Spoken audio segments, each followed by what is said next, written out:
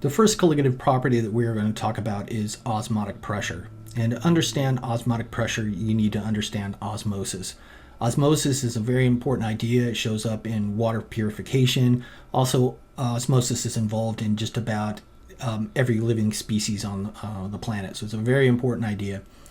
What osmosis is the movement of water molecules across a semi-permeable membrane. So typically this is like a cell wall. And the water goes from a region of high concentration to a region of lower concentration. And it will do that until the two concentrations are equal to each other. And then by that we mean an equilibrium is reached. So you can see this involves colligative properties because it involves concentration. Osmotic pressure is the pressure that we would have to apply to stop this process of osmosis. How much pressure would we have to apply to stop the water molecules from coming across? And really that's really saying the pressure, how much pressure is created when these water molecules are moving across this semi-permeable membrane.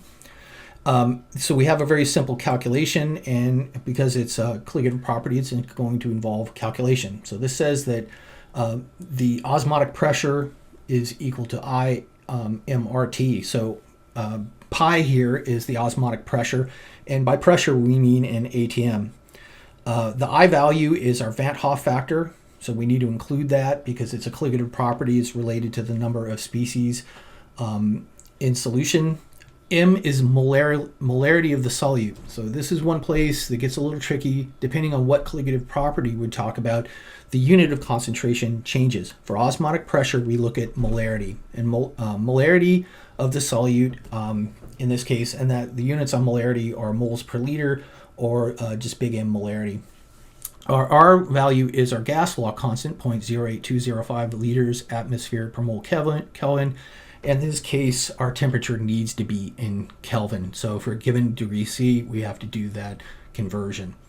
So this is not a very complex calculation. Typically what we want to find is either the osmotic pressure or say a molarity given an osmotic pressure. So here I give you a solution of NaCl, and I say that once we create this solution, I measure the osmotic pressure as being 2.4 atm at 25 degrees C, and I say what's the molarity of this NaCl solution.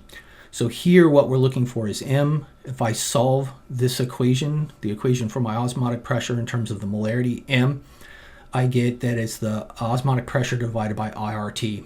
So I value is the Van't Hoff factor, so for NaCl, because it disassociates into making Na plus and Cl minus, that's 2.